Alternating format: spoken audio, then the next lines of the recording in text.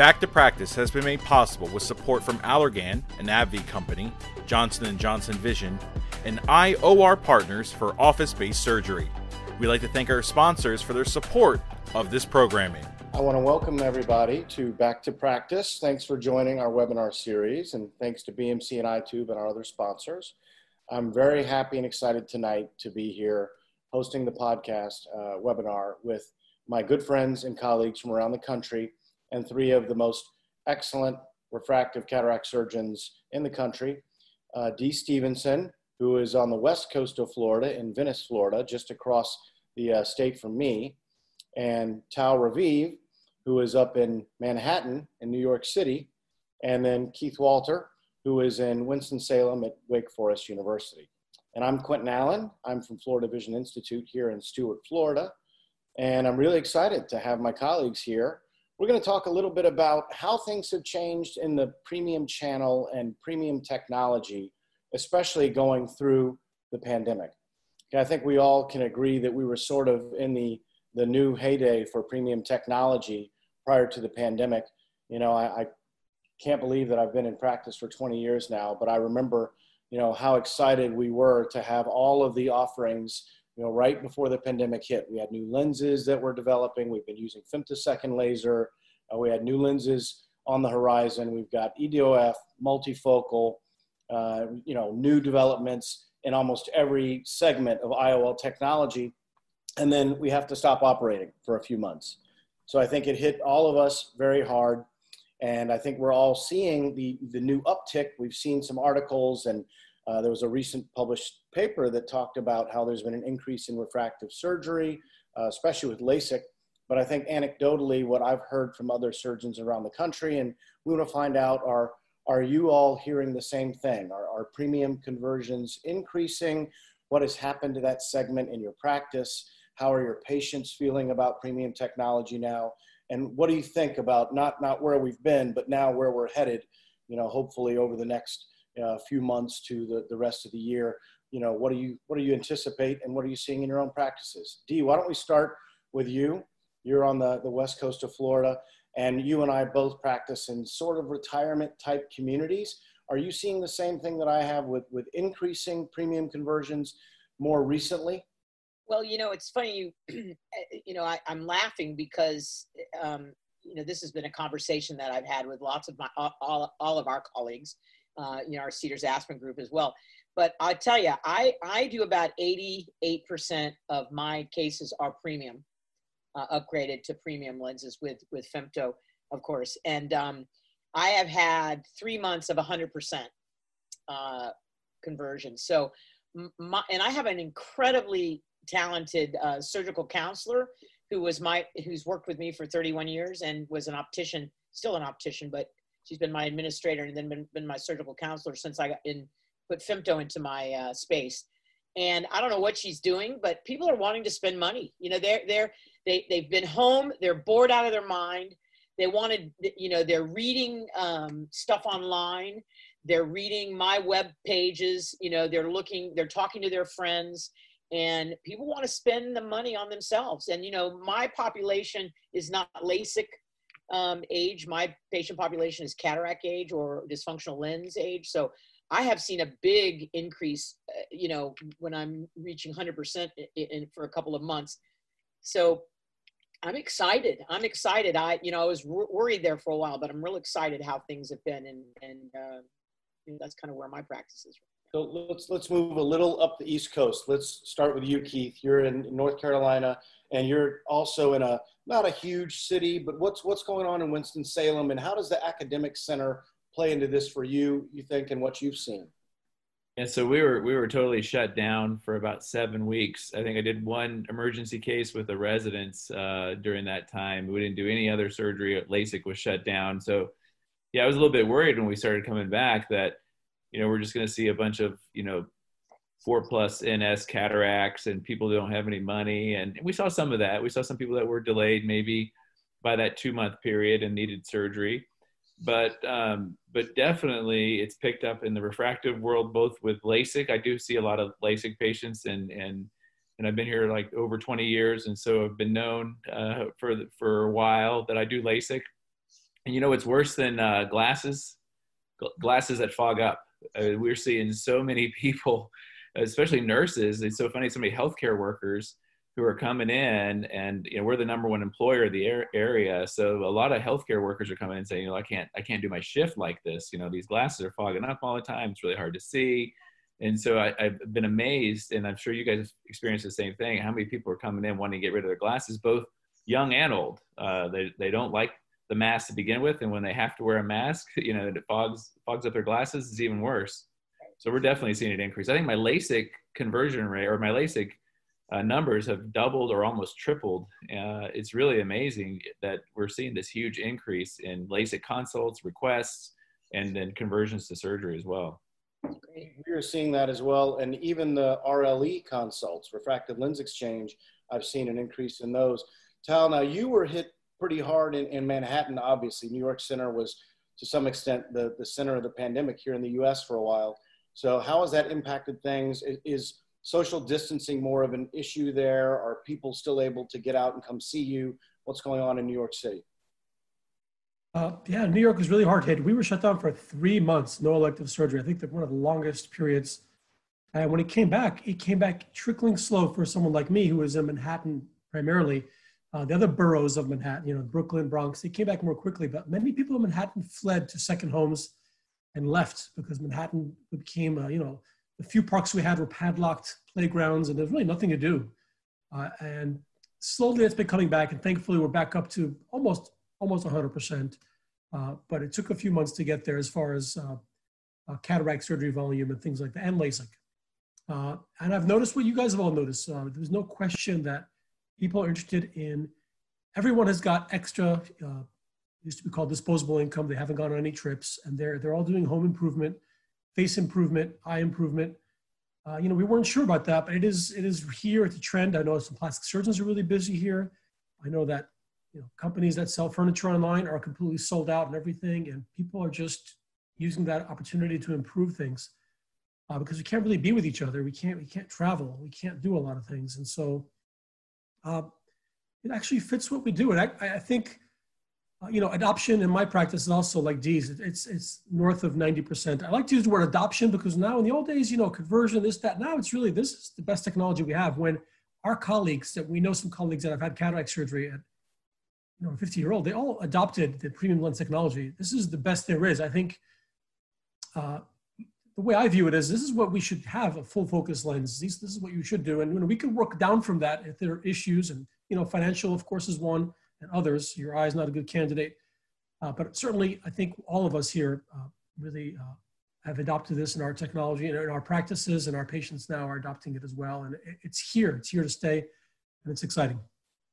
So I feel really like a low achiever here. Keith, I don't know if you're at 90% on your adoption rate. We're about 50% here, and we've moved up to about 60 to 65% through the pandemic. But I know that Dr. Raviv and Stephenson have niche boutique practices. I wish we could achieve that sort of adoption rate, conversion rate, but we just can't do that. Keith, what is your, I'm curious, an academic environment there in Winston-Salem, what is your premium adoption rate? We're you know, before COVID, I would say probably 50, 60%. And we've seen a bump up with refractive cataract surgery, just with like a femto, let's say, that conversion rate's up to 70, 75%. So I think last Tuesday, or this Tuesday that we just passed, I think I had one regular phaco, one DSEC phaco, and the rest were all femto. And then I think 4 of those patients had either a toric or a multifocal type lens. So I'm definitely seeing that conversion rate. Even the residents are bringing me more cases where their patients are saying they want options with less glasses. So in traditional sense, we haven't seen a lot of residents doing a lot of, you know, high-end refractive surgery around here. We're pretty conservative. At least some of the other attendings are. But now I'm seeing this sort of interest in bringing those patients to me to help them, you know, figure out, which is great because I think, you know, that's the way of the future. And I'm glad they're learning it, even if their patients are sort of forcing them to do it. Right. So that begs the question then, if we're seeing this increase in premium services, we absolutely have to be nailing the target. So Dr. Stephenson, I know you have all the latest and greatest technology there, the best biometers, the best formulas. So tell us why intraoperative aberrometry still has a role, or does it? Well, in my practice, it does. You know, I treat all patients the same, whether they're a premium or a straightforward cataract. They all get an OCT of the macula. They all get IOL Master 700. I now have the new corneal topography, which is very exciting. They all get Cassini. I use LENSAR. All of that's Bluetooth to my LENSAR. I use IntelliAxis marks, but then I always check with Aura. And for me, and I know Tal has used Aura for a long, long time. And if I can still get another 3% or 5% better outcome by using Aura, whether it takes me 3 more seconds or 20 seconds, I think for me, it's really, really important. I am not a refractive surgeon. I do not do LASIK or PRK. So I have to get it right the first time. Kathy McCabe is right down the street from me if I need an enhancement. I have really literally no enhancements, and I've been very, very lucky, but I use the same methodical process, all the new formulas. I still look at everything. You know, I'm using Veracity that helps with, you know, transposition problems if I ever have it, but I check and double check and triple check because I'm obsessive compulsive about my surgery. But I don't want to have to I want to get it right the first time. And Aura, you know, I've been using it for 10 years, and Aura brought me to that. It made me a cataract refractive surgeon. So without it, you know, it's only gone down once in my hands, and I canceled my day because I had, you know, 11 toric lenses, and I wasn't comfortable not having Aura. So. Well, you know, I had a case recently, and I was talking to my assistant there in surgery, and I said to her after the case, I said, you know, because the Aura, we couldn't get a good measurement because the technician had not protected the cornea. Tetracane keratopathy resulted during the case, and I really couldn't see well enough to make any sense of my Aura numbers. And I was so upset because this patient was really high myope, high astigmatism. And I said, I felt like I was flying blind. I felt like I was a pilot in a storm, and their instrument panel went out. It's supposed to tell them exactly where to go. And of course, we go back to doing it the old-fashioned way with our markings and having a axis marker on the table, which of course we did. But I still love to be able to see that we really reduce that astigmatism on the table as much as possible, and then manage that to get it as close to zero. What about you guys? Keith, do you have Aura at Wake Forest there, or what do you feel about? We rely heavily on the Barrett formulas. We like those a lot. And so, and again, I am a refractive surgeon, so I do some enhancements. We offer that as part of our package. If we're off, you know, half diopter here or there, or diopter, we could bring them underneath the laser. A lot of the older patients can do PRK very well, tolerate it without pain. They heal up pretty fast. They don't even need mitomycin on those folks. So that's kind of been our mantra. We looked at Aura, and then, you know, with the university, you have to justify every little extra cost, and it didn't pass the cost analysis in our situation. Maybe one day, hopefully it will, but right now we had to kind of go without. And luckily at that time, I think the biometry, it got a little better, especially with the Barrett's and the Hill RBF stuff. Tal, how about you? I echo everyone. You know, I've used Aura for years, like most of you. I can't believe it's coming on a decade. And in the beginning, you know, we didn't know much about posterior cornea. We didn't have the Barrett. I relied on that. And I remember canceling cases. I remember I had femto in one OR and Aura in the other when we first came out. And I would book more cases more with the Aura than the femto because it was more important to me. But I think things have shifted for me. I've relied Dee's got the latest diagnostic equipment we have. You have IntelliAxis, and I'm hopefully about to have that with the Cassini integration to the Catalyst, where I'll have perfect, iris registration for torics. And I found with the Barrett and Hill RBF and my Cassini and the pre-op measurements for monofocal torics, I'm relying on that. And even the studies show it's still, when Graham Barrett tells me that his formula still beats measured posterior cornea, and it's true, Aura still uncovers things, and I still have it. But I'm relying more and more, and I trust it a little less on the axis and magnitude than I used to. I still rely on it heavily for the sphere, for any presbyopic lens to go up 0.5, down 0.5, of course, any post-refractive, and of course, unusual axial lengths or unusual Ks. So Aura is still an integral part of what I have, but less so for monofocal torics than it used to be. And for me, I think even for the monofocal non-torics, it's more of a validation. It's more of just making sure that we're in the ballpark. But we do uncover unusual things, and that's the hard part of giving it up, because I know there are cases where something doesn't make sense, you have to make a tough call. Sometimes you're hedging in between your pre-op data and what Aura says, and more often than not, I'm happy that I did. So, you know, it is interesting, and it is evolving for sure. So we all want to try to reduce our patients touching their eye. I think that's one of the reasons why LASIK may be up as well. So I know with postoperative drops, everybody's doing the same thing, trying to reduce the number of postoperative drops. Have you all streamlined your regimens or changed? I know, Keith, you've been very involved with intraoperative medications to help reduce post-op drops. What are your thoughts about how we can do that and streamline our post-op process? You know, I've been looking into this for years, trying to, everyone has, what's the holy grail, and on how can we get to no dropped or one drop. And so, you know, with me for the last 10 years, I've not really felt like I needed a steroid as my primary anti-inflammatory. And I'm a bigger fan of the NSAID, especially Bromfenac. Any form of Bromfenac seems to work really well at not only pain control, but postoperative CME. And then the last few years, we've had Omidria, where we've been able to instill intracameral phenylephrine and ketorolac during cataract surgery. So we've done some research with that, you know, wondering if we do that during surgery and suppress all the inflammation during the time of surgery, you know, do we really need the postoperative drop? So we're actually enrolling patients right now in a no drop study. It got shut down a little bit with the COVID thing. We weren't allowed to do any IRB protocols for a while, but it's a prospective analysis where we're not using any drops. We're just doing intracameral moxie at the end of the case, and then Omidria during the surgery. And then we're looking at our postoperative macular thickness at about 4 to 6 weeks out. And so far it's been going well. I can't disclose all the numbers, but we're still enrolling patients. The IRB hasn't shut us down. You know, my people who are watching me said it's still okay to proceed. So I think we'll find that it's at least non-inferior to topical meds. For those of us who still want maybe an extra security blanket, maybe do both a topical NSAID and an intracameral NSAID.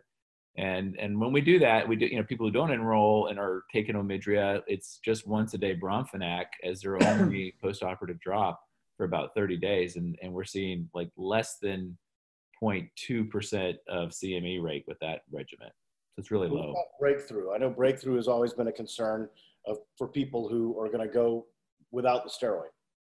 So yeah, so what we've learned is we don't treat cell. If we see anterior chamber cell at 1 week, but the patient's asymptomatic, they're not having photophobia or pain, we figure that, you know, some of that cell might be just pigment dispersion or just basic a little bit of inflammation. But we found that doesn't correlate with postoperative CME. So if you see cell, I think we're used to treating it, being cataract surgeons, and that's what we've been taught. But we're learning that even if you see cell, you don't really necessarily have to treat it with a steroid. The only time we use a steroid for breakthrough would be if they have pain or photophobia, and then that's 1%, about 1% of our patients. That's the other idea is, you know, if we need a steroid, we can add it later and not risk any, untoward problems like CME. We can still prevent CME with the NSAID. But we're really just giving the steroid to help them to be more comfortable. Where do we use it the most? It's probably retained cortex. If you don't clean up all the cortex, it's going to cause some inflammation, or previous history of uveitis. We'll see some of those patients need a steroid afterwards. That's good. So Dee, I know. I'm sorry. I was just going to say, Dee, I know you have some experience with Dextenza. That's been one way that you've talked. I've heard you speak about getting patients off of the steroid that way. So what do you think about Dextenza, and if you have any experience with Dexecute? Well, I don't have any. First of all, I work at an HCA facility, so it took me 4 years to get Omidria. And I've used Omidria for the last year and a half. And now, since it's off pass-through, I can no longer use it. They will not accept samples. So I've had this great year and a half of using Omidria and a topical steroid and a topical non-steroidal. And then, you know, so I decided they wouldn't let me have Dextenza or Dexecute at my surgery center. So I said, forget it. I'm going to do first day post-op Dextenza and intracameral light or Omidria and topical Bromfenac, Bromsite BID for 4 to 6 weeks. and I had no breakthrough, and I loved it, but it wasn't, I couldn't get it. You couldn't do it outside in your private office on a Medicare patient. You could only do it on commercial pay. So now I got Dextenza on. So, but now I don't have Omidria. So I'm back to the same kind of, so I'm going to use, so I'm back and forth. Dexecue, I think, has its place. However, I have seen some complications and listened to some complications, some, where it doesn't stay where it's supposed to, where it's, been on the lens and some symptomatosity and had to laser it off the lens. I'll get there. I do want to try it, but Dextenza has been, I published this year, a few months ago, my first 20 patients, first post-op day Dextenza, and I had no breakthrough and easy, no discomfort. Patients wanted it in there. Some of them were bilateral, some of them were not. But the ones that were not bilateral, they said, oh, I would take this over having to take an extra drop for 6 weeks. So, that's kind of where I stand. But I thought I had it all figured out. I was going to use Dextenza, Omidria, and a non-steroidal and be done, and I thought that would be great. And here I am back doing everything, so we'll see how the tides turn. But I've had great luck with Dextenza, and it just got approved. So actually I use it for the first time in my surgery center next week. But I've been using it in my office, for the last year or so, year and a half. Fantastic. I like the idea of Dextenza, and I know many people who are using it. We've been working on trialing that here locally. I think Omidria is the thing that I really love the most, and I hope we don't have it taken away because now it's lost pass-through. We are still able to use it for the time being in our surgery center, and I love the fact that I rarely use a Malyugin ring anymore. I mean, honestly, if you're using Omidria on those people, then the pupil doesn't come down anymore, and we can operate through a 5.5 millimeter pupil if we need to, and it's a question of whether or not it's going to come down further, and it won't with the Omidria in 99% of those cases. Well, and last week was the first week that I couldn't use Omidria, and those patients were the week before all Omidria patients, and I call my patients the day of surgery, the night before surgery, and then the day of surgery. That night I call them at home, and every single one of them said, what did you do different on this eye than you did my eye before? And I always tell them, they're sisters, they're not twins, so, and they said, well, had my eye felt like it does right now on my first eye, I'm not sure I would have done my second eye. 3 people said that. And the other one said, yeah, I was a little more uncomfortable. That my other eye, definitely, I had no pain or discomfort ever at any time. And now it's just kind of, just feels irritated. So it's like, that was the telltale sign for me that Omidria is where to be. And it's like, dang it. Now what am I supposed to do? Yeah, I really hope they get coverage. I mean, we'll probably have to wait till a new president or the election's over to see what's going to happen with that. But I really hope they get some coverage so we can use it again. Oh, me too. Me too. Tal, what's the landscape in New York with these new pharmaceuticals, and what are you doing for post-op? We're all trying to crack this. I've spent 10 years trying to do what Keith Walter's doing, just give him one drop a day of bromphenic, but it's just not working for me on all the patients. Obviously, there are some that it can work on. And, I'd like to keep, everyone has different demographics for their patients. And here, my patients, we want to have no breakthrough. I want to be, I think that if we used, prednisolone acetate 4 times a day, and no one can do that, of course, but, they do pretty well, very little breakthrough. And I think that's really the gold standard. Of course, most of us now use brand drops at BID and things like that. And I've tried the drops all mixed together in a compounding pharmacy. I've tried every combination. I find there's no one, and I've tried Dextenza and Dexecue as well. There's so many reimbursement issues with Dextenza and Dexecue that you have to figure out. It's almost another person in the office to figure out if this is going to be eligible, if it's not going to be eligible. And I like to keep things simple. And so we've been using just drops, plain old drops, an NSAID and a steroid. I've been injecting moxifloxacin for years and still do that. I think that's the gold standard. And I'd love to come off that. I really would. I think, you hear about people just do an injection of a little Kenalog. It's an inexpensive way. It works pretty well for 90%. Moxifloxacin in the eye, and then maybe a Vigamox in a bottle, and then a little Kenalog. I haven't done that. I used to do that when I had a practice in Brooklyn, and patients, certain patients just couldn't take drops. Nursing home patient, you just did that. They did great. I haven't really put that into everyone. Is anyone doing that at all, subtenons? not as elegant. We don't want to leave a big red mark on someone's eye. That's the issue. It's cosmetically unappealing. You could have an IOP spike. So I really like the idea of DEXTENZA. And it's the coverage issue and us, figuring out a rhythm of when it gets implanted. Is it going to be pre-op? Is it going to be one of our optometrists doing it pre-op a few days? And then, so I don't have to worry about it in the OR. We have a lot of co-managed patients. How are we going to deal with that in co-management? And that's probably one of the reasons why we don't mess around with a lot of things that might disrupt the post-operative course, or maybe take patients off steroids, because I don't want a patient to have to get referred back from 30 miles away because they have breakthrough iritis. So I think that's why we just kind of kept it simple, and we still use the drops. And I feel more comfortable that it's more predictable, more reproducible. So what are you going to do? So let's talk a little more about the lenses. Now that we know we've had some new lenses hit the market, I was super excited right before the pandemic. We had just started to have good experience with Panoptics. That was new. Now they're, the new EDOF, the Vivity, we've got Symphony Plus, and different lenses that have come out. And it's super exciting time for us. LAL is out now. Tal, what's exciting you? Tell me what you're thinking, and have your lens choices changed a little bit? Did COVID impact any of that, or what has happened as you've gone through this process?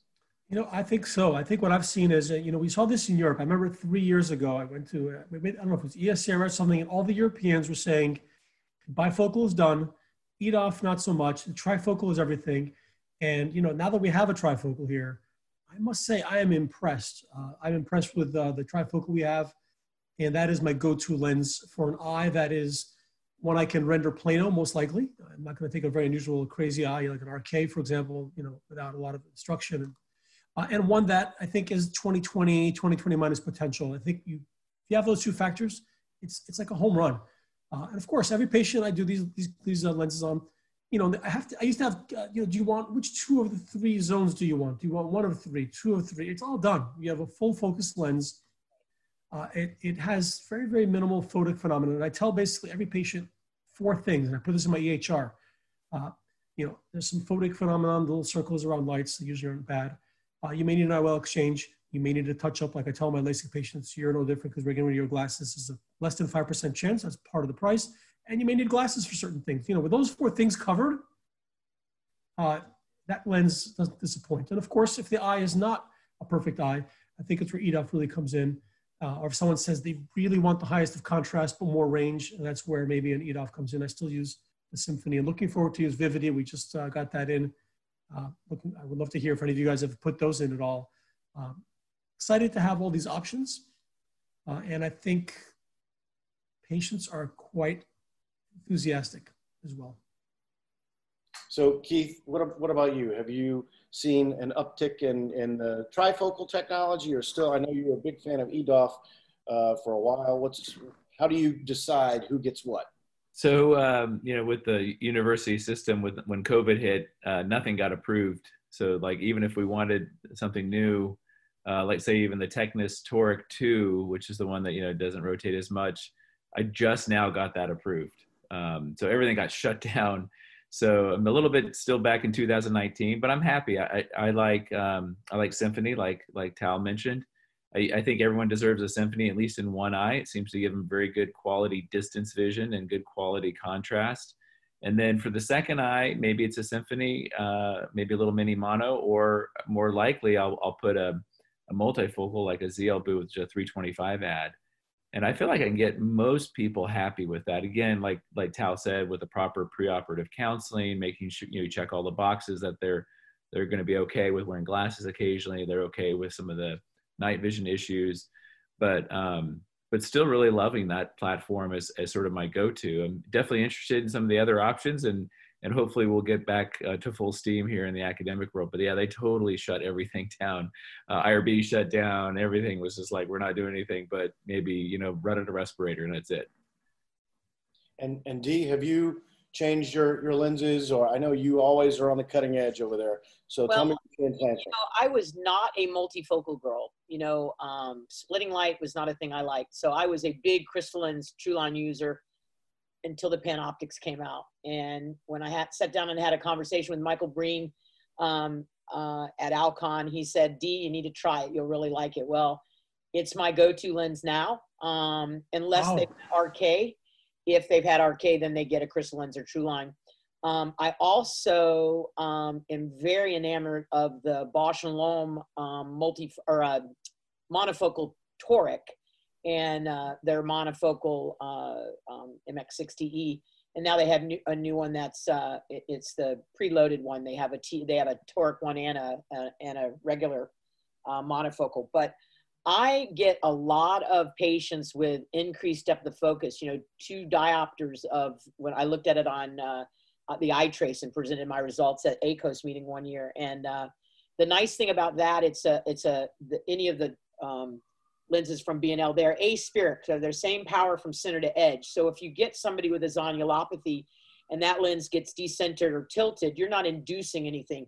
The cornea likes to be plus. That's how we're born. It likes to be plus. And when you try to mess with that, you're going to get different kinds of dysphotopsias or different kinds of higher order aberrations. So I really, I use a lot of the monofocal torics, the B&L monofocal torics, and I get really great intermediate, 85%, 95% are, or 85% are, J3, or 20/40 intermediate, so they can read their phone. Everything is pretty good for them. They can see their computer without any problems. And a lot of them get, J2 at near. Now, it is not, I think it's from, how the cornea is, and I think it also, how that lens, it's got big haptics. It covers 110 degrees of the bag. I think it's how it sits there in the bag, why you get an increased depth of field. And I also think if you leave them with a little bit of with the rule astigmatism, they're going to increase depth of field. So you just have to manipulate that. The beauty of the Panoptics to me is, like Tal said, you don't have to explain everything to them, And I also use some of these young whippersnappers like Blake Williamson said, he was tired of hearing people complain about halos and glare. And he said, hey, that means that lens is working. So, there's ways to handle it, but, you have to be smart. I've done this for a long time, and I don't advertise, and my patients by patient referral. I just try to under promise and over deliver. And that was, to me, I could really make that Truline and crystal lens work by doing a non-dominant eye first, make them like -50, then nail the distance. And, but it's a lot of work and it's a lot of chair time. The patient has to really sign up for, exercising and coming back and yagging early and often. And that it's not going to, and the corneal surface is so important for all of these lenses, and polishing the capsule is so important for all of these lenses now, changing the techness up so it doesn't rotate. If you polish that capsule like I was trained to do with the Truline and crystal lens, that techness moved.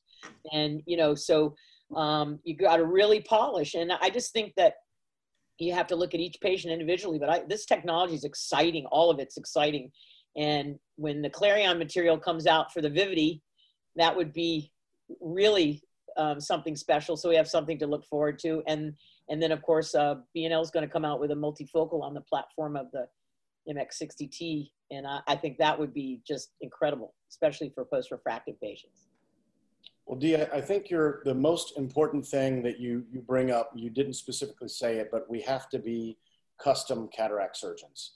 Okay, we've got to use all of the technologies, intraoperative, preoperative, the drops, thinking about refractive error with the rule, depth of focus. So, I mean, I like everything you said. I think mini monovision with that MX60 works really, really well for a little extra depth of focus. I think the Vivity is going to be very, very promising. I've actually implanted now 12 or 13 Vivity, I think 3 of them bilateral. And it's really interesting. And I'll tell you, my first impressions are that lens, it works. And I can't tell you exactly why. If you look at the profile of the lens, there's a little central bump out around the center optic, and it doesn't really go out very far. So I wouldn't expect it to have as much near vision as it does, but the patients say they're seeing well, and even the ones that I've missed a little on the myopic side, it has not decreased their distance vision. So I think you can tend to over minus them post-op. I think that little central bump out makes it a tougher refraction, somewhat similar to the Symphony. So I would say be aware of that, but we're utilizing it for people that are not great candidates for a high-ad multifocal lens or a trifocal. And I agree with Tal. I'd love it if I could just walk in and give everybody the PanOptix and really simplify the discussion. But I have so many people that are super active and night drive a lot, and they're a boat captain or they golf, and just so I tell them about the EDOF options or low ad multifocal options. And I thought I wouldn't have to have that discussion anymore, but I am still having the discussion about different bifocal versus trifocal type of discussion. So I think there's still going to be a place for low ad lenses in our practices, and we'll continue to do that. Quentin, where do you place the Vivity? How do you pitch it to your patients, or are you doing this decision behind the scenes based on their needs? So every PanOptix patient, every patient walks into my practice and they're kind of a trifocal candidate until they prove themselves otherwise, anatomically or personality-wise, right?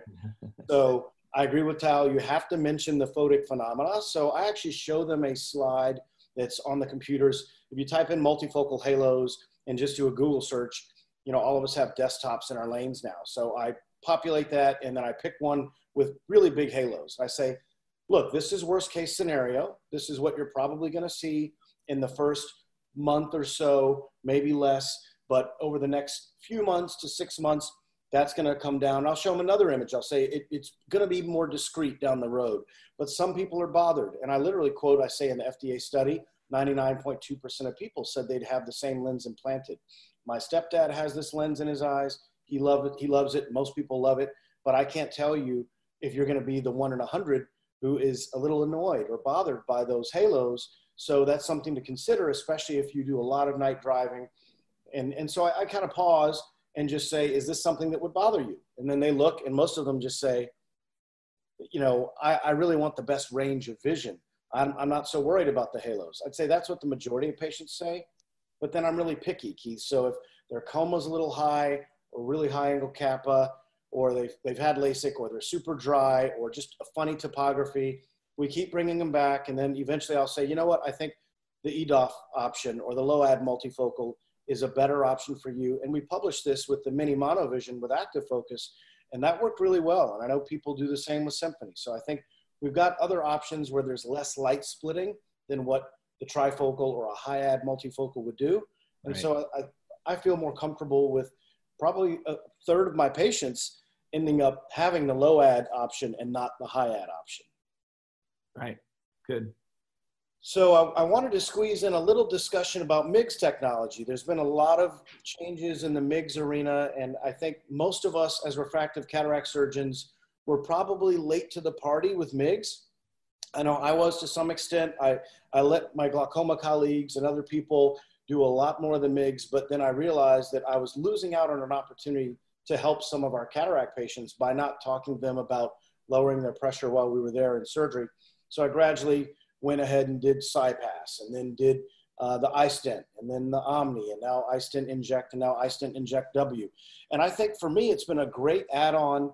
And there are people where I was initially uncomfortable pairing, like say a femto case or a toric case with MIGS. But I think that's been an area to really grow my practice. And also in terms of co-management, the optometrists like to know that we're going to do something about our patients' glaucoma. Our internal optometrists, in fact, in our practice, literally come up to me once every 6 months and say, what more do you have on the MIGS arena? Is there anything now better than the iStent or the Omni? What's new? What's coming down the pipeline? And those have been the technologies that I've paired with refractive cataract surgery. And at least in my hands, I think the iStent is the most predictable and reproducible with the least risk of complications, especially considering that 40 to 50% of my patients can be co-managed on any given week. So what about you? I'm going to ask Tal. You're in New York. Do you do MIGS? Well, there's a lot of glaucoma surgeons right down the street from you, I'm sure. What is your thought about offering that? Should every cataract surgeon do it, or should we leave it to the glaucoma docs? I think it depends on your practice. I've been offering it from day one. I love MIGS like you because it's part of we have the ability to deliver freedom from chronic disease and chronic conditions.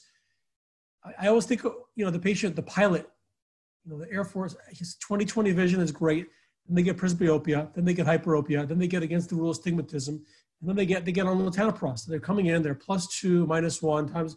They've got hyperopia, presbyopia, glaucoma, and astigmatism. These are chronic conditions. It's like having high blood pressure and then cholesterol, and then you have obesity. You can't just have one little procedure in 10 minutes that fixes all three, but we do. And that MIGS allows us to do that last beautiful thing, taking away that eye drop and lowering the pressure. So I love it. I like the stent-based MIGS like you, Quentin. I find that, first of all, we have good data. Those FDA has required those companies to have 5-year years of data, whereas some of the other more destructive ones, they're just riding on the goniotomy indication. They work, and glaucoma doctors love them for certain indication. But again, they maybe cause a little more hyphema, and I love, especially with co-management and having other post-op doctors, what you said. I would like to add the Hydrus. I've been really impressed with. Definitely takes more effort. Can't get it 100%, although getting close. And that one really gets the pressure low, I feel, in a safe way. So I mix it up between the iStent and the Hydrus, depending on how severe, how many drops, etc. And I just throw it on top of whatever I'm doing. If they're getting a multifocal toric with pupil stretch, I'll still go ahead and put that at the end because it's just part of what we can do. I think the three-legged stool that refractive cataract surgeons, we got to take care of dry eye. Either we or someone in our practice, someone next door, we or someone close by has got to do refractive surgery, and we or someone close by has got to take care of the pressure. Those are the three things. You could choose to do some or all of them. So that's what we all do.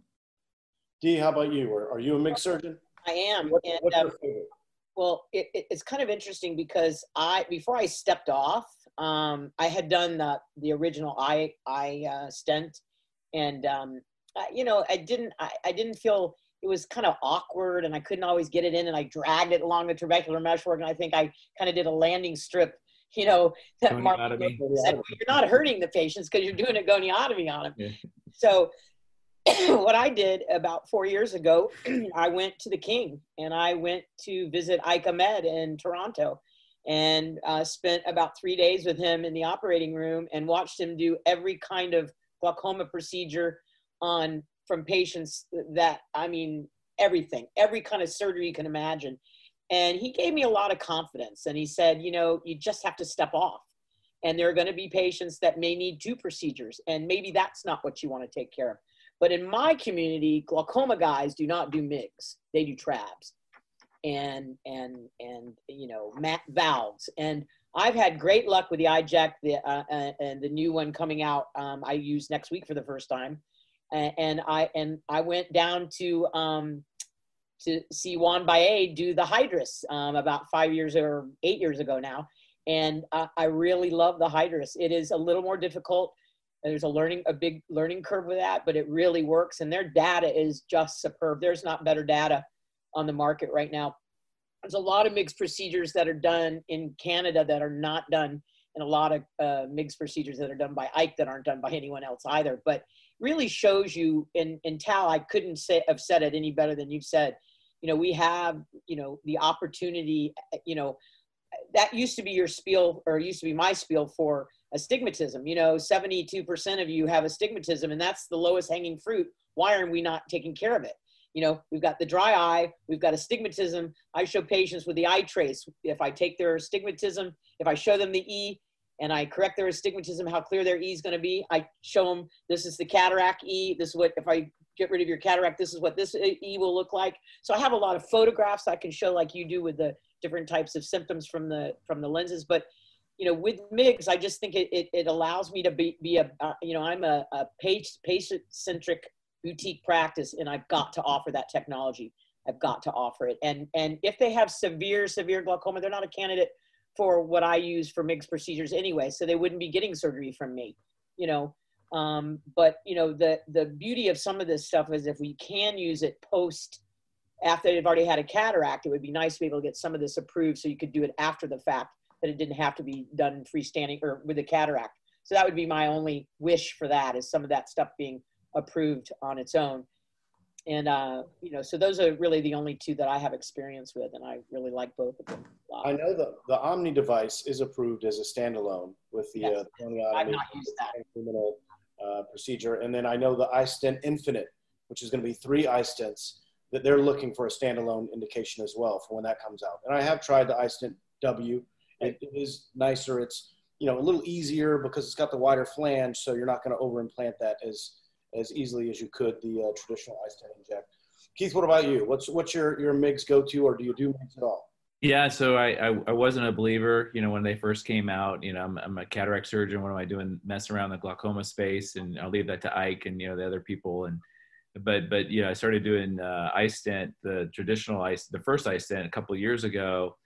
Like Dee, a little struggle with it, but since the Inject came out and now the Inject W, we've been doing a ton of them. And now I feel bad that I didn't offer it before. I feel like, what a service and a value to our patients. And we did our own study. As you may know, I'm a little odd. I operate superiorly on all my patients. So we figured what the heck, we'll just implant these iStents inferiorly and see how it goes.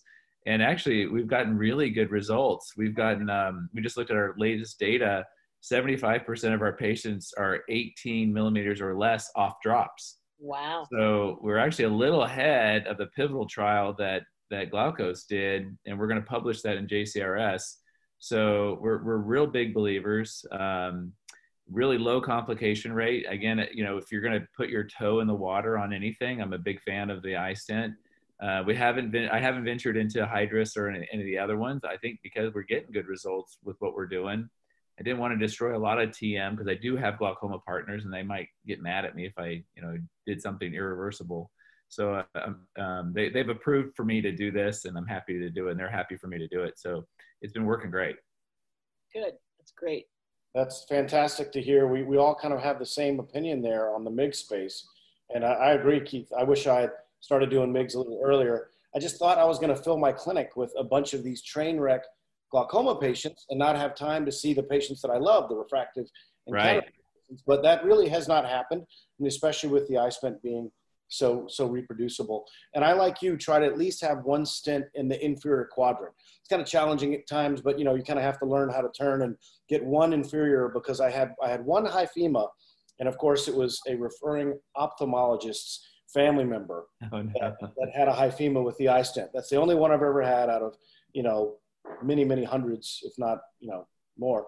But I think it's because I wasn't being vigilant about placing one more inferior. So that was something that I've tried to do now, and still space the other one far apart to hopefully hit different collector channels. And I do, Keith, too. My incision's at 12. So are you doing both inferior like me? Yeah. I think it works great. And I think it works great too. And I've seen a lot of hemorrhage at the end of surgery. I think, oh my God, I'm going to see a hyphema tomorrow. And then the next day it's gone. So then I'm always like, wow, I guess it drained like a toilet maybe. So what voodoo do you guys use to try to prevent that hyphema? Because we all see that reflux in the AC. It means we've had a great implantation, but I worry just like you. So I sit the patient up, in the bed a little bit, faster than I would with anybody else, and overinflate the eye. Any other tips to maybe try to avoid hyphema? I think it just happens sometimes. I've seen it with the anticoagulants. Sometimes, usually I tell patients don't worry about anticoagulant, but with a stent, I still tell them not to worry about it. But I've seen it happen in the first eye, then I've made changes for the second eye. But it's rare, maybe 1 in 100. Yeah. Well, great. Well, I think we're all happy that our patients are maybe prioritizing their health a little more, maybe coming to see us and wanting the best vision. Or maybe it's just that we're not taking vacation anymore, so we feel like we're really busy. Or they're not either. They're not having to work, commute to work. They're working from home. They have plenty of time to come in and see us. That's right. They can still work while they're in our waiting rooms. Yeah, exactly. Right. Well, thanks everybody for being a part of this. I think this was great, and I really appreciate you all, and I hope everybody enjoyed. And we'll sign off from here. Hope everybody has a great evening. Back to Practice has been made possible with support from Allergan, an AbbVie company, Johnson & Johnson Vision, and IOR Partners for office-based surgery. We'd like to thank our sponsors for their support of this programming. This webcast podcast is intended solely for ophthalmic healthcare professionals and ophthalmic industry representatives. By accessing this webcast podcast, I acknowledge that Bryn Mawr Communications LLC, herein BMC, along with all third-party corporate supporters of this webcast podcast, makes no warranty, guarantee, or representation as to the accuracy or sufficiency of the information presented in this webcast podcast. BMC, along with any all third-party corporate supporters of this webcast podcast, do not endorse, approve, recommend, or certify any of the opinions or information presented or mentioned. BMC expressly disclaims any and all liability or responsibility for any direct, indirect, incidental, special, consequential, or other damages arising out of any individual's use of, reference to, reliance on in this webcast podcast.